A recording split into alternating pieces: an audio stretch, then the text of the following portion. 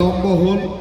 আমি ৰাতিপুৱাৰ কাৰ্যসূচীটো বিশেষ ব্যক্তিগতভাৱে মোৰে কিছু অসুবিধাৰ কাৰণে আমাৰ কমিটি অলপ পিছুৱাই দিলে। মই কিন্তু সময়তে কৰিব কৈছিলোঁ। যিয়ে নহওক আজি ৰাতিপুৱাই আমাৰ অসম চৰকাৰৰ এটা নতুন সংযোজন অসমলৈকে সামুদ্ৰিক জাহাজ বা চি প্লেন আহিলে আৰু আজি আমি ৰাতিপুৱাই চি প্লেনৰ ইনগ্ৰেশ্যন কৰিছিলোঁ। সেইকাৰণে পৰ্যটন মন্ত্ৰী হিচাপে মোৰ তাত দায়িত্ব থকাত অকণমান আহি পাওঁতে দেৰি হ'ল। মই কাৰ্যকৰ্তাসকলক কৈছিলোঁ যে সময়মতে কৰিব পাৰে, কিন্তু তেখেতসকলে মোৰ প্ৰতি থকা মৰমৰ কাৰণে অলপ দেৰি কৰি দিলে। যিয়ে নহওক সকলোৱে আহি আজি এই পবিত্ৰ অনুষ্ঠানত এই পতাকা উত্তোলনেৰে আমি শুভাৰম্ভণি কৰিলোঁ আৰু আগন্তুক 13 দিনীয়া এই ৰাস মহোৎসৱখনি যাতে আমি অত্যন্ত সুকলমে সুন্দৰভাৱে চলাব পাৰোঁ তাৰ কাৰণে সকলোৰে সহায় সহযোগিতা বিচাৰিছোঁ। বিগত প্ৰায় 1 মাহ ধৰি আমাৰ সকলো হৰি মন্দিৰৰ আজীৱন সভ্য হৰিভকতসকলে অত্যন্ত আৰু এই অঞ্চলৰ শুভাকাংক্ষী ৰাইজে অত্যন্ত কষ্ট অত্যন্ত দায়িত্ব সহকাৰে নিজৰ দায়িত্বসমূহ পালন কৰি এই পৰ্যায়লৈ আনিছে। মই ভাবোঁ যে আগন্তুক এই 13টা দিনো খুব সুন্দৰভাৱে অতিবাহিত হ'ব। ইতিমধ্যে আমাৰ আমন্ত্ৰণ ৰক্ষা কৰি ভাৰতবৰ্ষৰ প্ৰশস্ত শিল্পী আমাৰ ৰামায়ণৰ ৰাম সীতাক্ষেত্ৰ যি শিল্পী আমাৰ অৰুণ গভীল ডাঙৰীয়া আৰু দীপিকা চিকলীয়া ডাঙৰীয়া ইতিমধ্যে গুৱাহাটীত আহি উপস্থিত হৈছে আৰু তেখেতৰ সম্পূৰ্ণ সংগীবৃন্দ আহি উপস্থিত হৈছে আৰু 5 বজাৰ লগে লগে তেখেতসকলে ইয়াত উপস্থিত হ'ব আৰু আমি শোভাযাত্ৰাৰে আমাৰ পিছৰ কাৰ্যসূচী আৰম্ভণি কৰিম। কলিতা ডাঙৰীয়াক উত্তোলনস্থলী আহিবলৈ অনুৰোধ জনাইছোঁ। আমাৰ মাজত কাৰ্যনিৰ্বাহক সদস্য মলয় মহন্ত ডাঙৰীয়া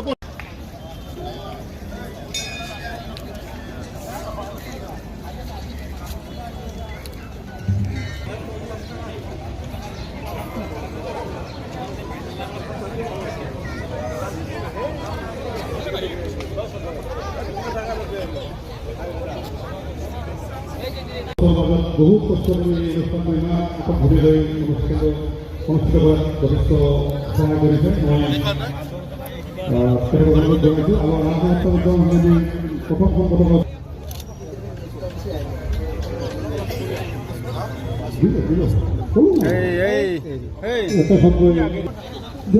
মই সভাপতি মহোদয় গামোচাৰে আদৰণি আহ্বান জনাইছোঁ আৰু ৰূপম বৰ্মাই আদৰণি জনাইছোঁ আৰু কাৰ্যকৰী মহোদয় গামোচাৰে আদৰণি জনাবলৈ আহ্বান জনাইছোঁ। আদৰণি জনাব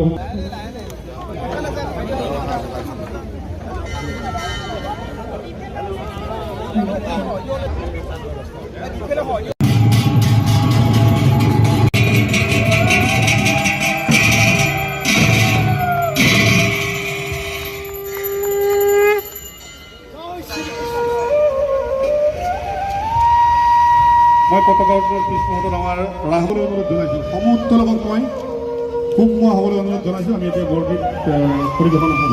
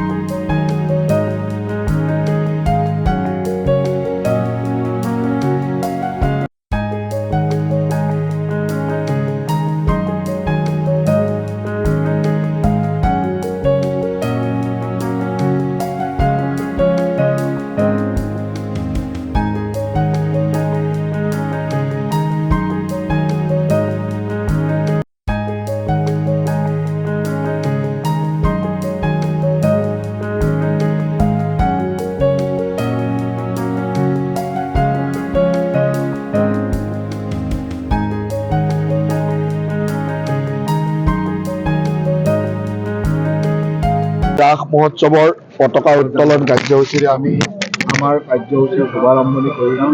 13 দিনীয়া এই ৰাস মহোৎসৱৰ আজিৰ এই প্ৰথম কাৰ্যসূচীত নলবাৰীবাসীৰ যি উৎসাহ উদ্দীপনা দেখিছোঁ তাৰ কাৰণে সকলোকে ধন্যবাদ জ্ঞাপন কৰিছোঁ। আৰু বিগত প্ৰায় এমাহ ধৰি আমাৰ নলবাৰীবাসী অত্যন্ত উৎকণ্ঠাৰে নিজৰ সময় দি নিজৰ সকলো ব্যস্ততাৰ মাজতো নলবাৰী হৰি মন্দিৰত উপস্থিত হৈ ৰাস উৎসৱখিনি উদযাপন কৰাৰ কাৰণে কষ্ট কাৰ্যসূচীৰ শুভাৰম্ভণি কৰিছিল। ইতিমধ্যে ৰামায়ণত ৰাম ক্ষেত্ৰত অৰুণ গগৈ আৰু নিপীড়িও আহি গুৱাহাটীত উপস্থিত হৈছিল। উপস্থিত হৈছিল। গতিকে 5 বজাৰ লগে লগে আমি তেখেতসকলক আদৰি আনিম আৰু আদৰি আনি নলবাৰী ৰাস মহোৎসৱৰ শুভাৰম্ভণি কৰিম। আমাৰ শংকৰ সংঘৰ পদাধিকাৰ বাপ ডাঙৰীয়াও উপস্থিত থাকিব। গতিকে এক সুন্দৰ পৰিৱেশৰ মাজেৰে আজি নলবাৰীত 5 বজাৰ লগে লগে আমি শোভাযাত্ৰা কৰি নলবাৰী ৰাস মহোৎসৱৰ উদ্বোধনী কৰিম আৰু সেই উদ্বোধনী অনুষ্ঠানলৈকে সকলোকে নিমন্ত্ৰণ জনাইছোঁ। আৰু মই ভাবোঁ যে ইমান দিনে ৰামায়ণ চিৰিয়েলত চাই থকা ৰাম সীতাক এইবাৰ স্বচক্ষে দেখিব। গতিকে চাৰিওফালে এক দীপাৱলী সদৃশ পৰিৱেশ। মই ভাবোঁ যে অসমৰ বিভিন্ন প্ৰান্তৰ পৰা আজি লোক আহিব আৰু এক সুন্দৰ পৰিৱেশৰ মাজেৰে আমি আমাৰ 91 সংখ্যক ৰাস মহোৎসৱৰ শুভ উৎসৱ। এইবাৰ আপতৰে দীপাৱলী হ'ব, বাহিৰত আমি দেখিছোঁ কলপুলি ফুটিছে, সন্ধিয়ালৈ সাজু হৈছে। ইমান বছৰ সৰুৰে পৰা সকলোৱে চিৰিয়েলত দেখি আহিছিল ৰাম সীতা আৰু ৰাম সীতাৰ আগমনে সকলোৱে সেই দীপাৱলী সদৃশ এটা পৰিৱেশ যেন কৰিছে আৰু সকলোৱে কলপুলি পুতি চাকি জ্বলাই আদৰিবৰ কাৰণে সাজু হৈছে। ইতিমধ্যে তেখেতসকলক আনিবৰ কাৰণে সুসজ্জিত ৰথো তৈয়াৰ কৰা হৈছে, ঘোঁৰা আহি পাইছে, ৰথো আহি পাইছে। গতিকে সকলো এটা উৎসৱমুখৰ পৰিৱেশ আৰু মই ভাবোঁ যে অত্যন্ত এক আধ্যাত্মিক আৰু সুন্দৰ পৰিৱেশৰ মাজেৰে ৰাম সীতা আৰু তেখেতসকলৰ সংগীবৃন্দ আৰু আমাৰ শংকৰদেৱ সংঘৰ পদাধিকাৰ বা উপস্থিত হৈ এই কাৰ্যসূচী শুভাৰম্ভ মঞ্চস্থ কৰা হ'ব।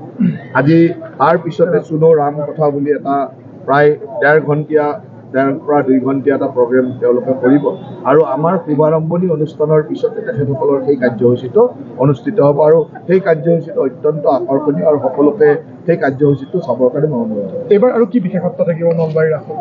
নলবাৰী ৰাসত আমি প্ৰতিটো নতুন সংযোজন কৰি গৈ আছোঁ। এইবাৰ ৰাসত আমি কিছু ভ্ৰাম্যমান থিয়েটাৰত অনলাইন টিকেট বুকিঙৰ কাম এটা আৰম্ভ কৰিছোঁ আৰু মই ভাবোঁ যে এইটো এটা নতুন সংযোজন হ'ব। যোৱা বছৰৰ পৰা আমাৰ মৃন্ময় ৰাস, জীৱন্ত ৰাস, পুতলা নাচৰ ৰাস 3টা ৰাস চলি আছে।